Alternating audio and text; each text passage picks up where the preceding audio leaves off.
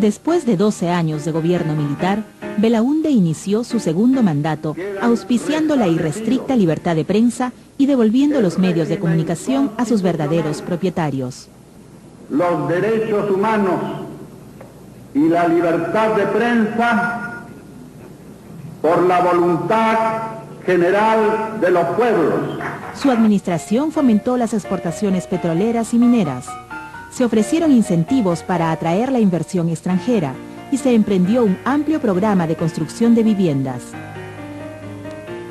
Belaúnde había heredado un aparato estatal voluminoso y una enorme deuda externa. La crisis se presentó en 1983, con los estragos producidos por el fenómeno del Niño. De igual manera, campeaba el terrorismo con sus secuelas sangrientas, que ya, para 1985, sumaba más de 6.000 muertos. Esto originó que la popularidad del régimen se deteriorara y aparecieran críticas a la administración de Belaúnde.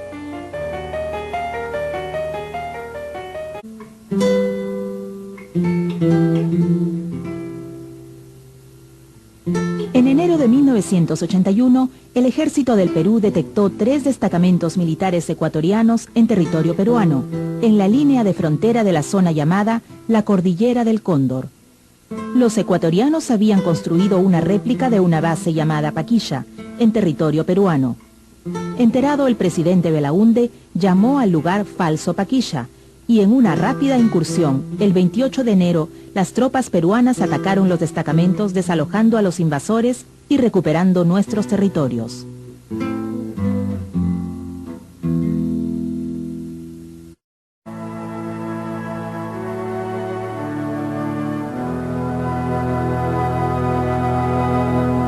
A inicios de 1980 aparecen en el Perú las primeras acciones terroristas de Sendero Luminoso.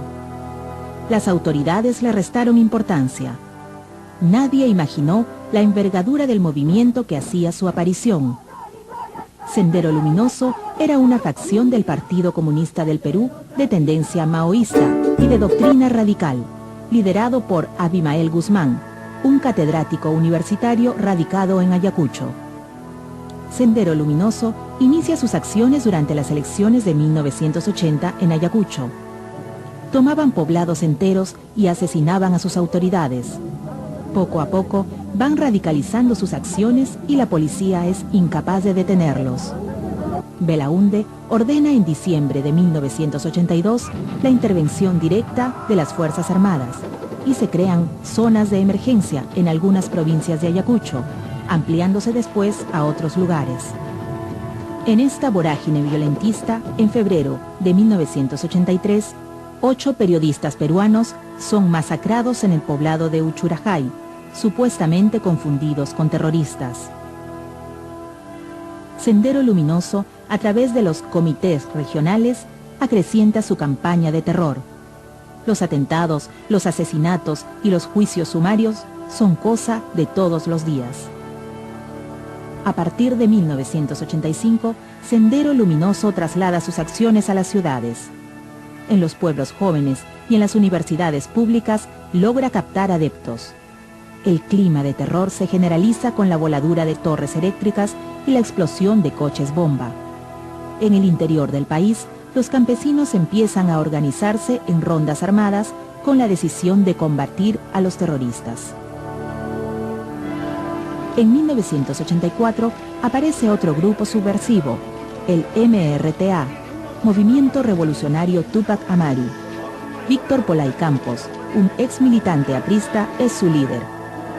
A la usanza de las guerrillas cubanas, el MRTA ubica su centro de operaciones en la zona de la selva nororiental y busca una alianza estratégica con las bandas de narcotraficantes. En su accionar se cuentan secuestros a personalidades políticas, industriales y comerciantes. También asesinan a autoridades y reúnen grandes fortunas.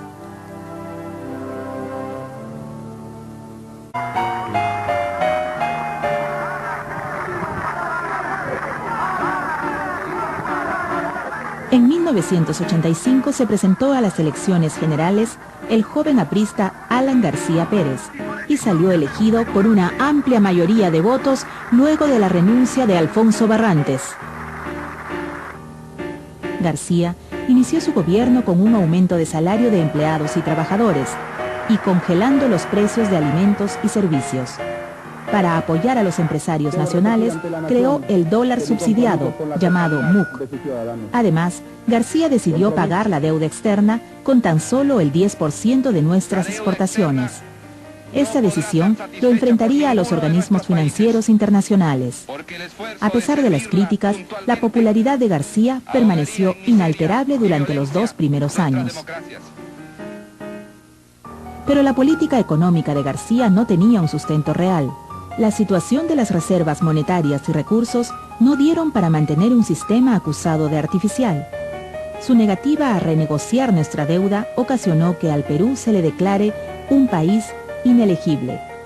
Para 1987, el fantasma de la inflación irrumpía nuevamente en nuestra economía a través de la cada vez mayor diferencia entre la moneda oficial, el INTI y el dólar, en un mercado informal o callejero. Esta situación y la política de subsidios y controles de precios generó desabastecimiento, especulación e hiperinflación. En 1987, el gobierno de Alan García intentaría pasar al Estado la banca privada. Por eso en este instante propongo al Congreso su nacionalización y estatización. Desde ese momento, el régimen aprista de García comenzó su deterioro. Va a poner en manos del gobierno un poder económico tal que todos los otros poderes podrán ser arrollados. En esta coyuntura aparece la figura del escritor Mario Vargas Llosa, quien aglutina a los grupos opuestos a la estatización y funda el movimiento Libertad.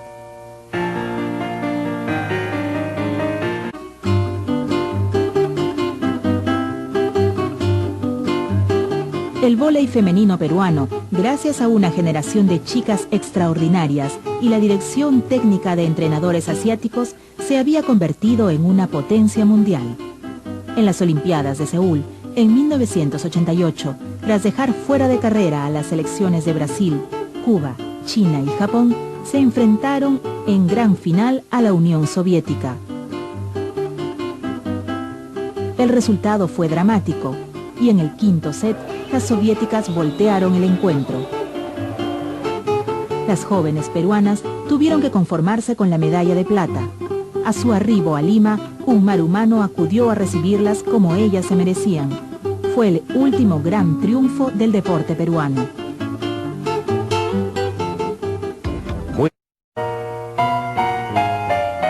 Y pedir a todos los municipios que defiendan la economía popular.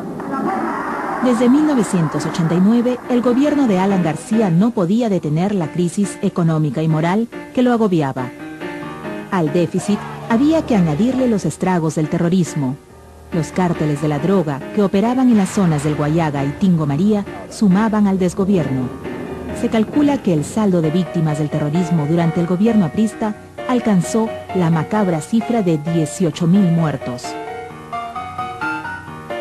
Las constantes denuncias de corrupción y malversación de fondos se convertían en cosa de todos los días.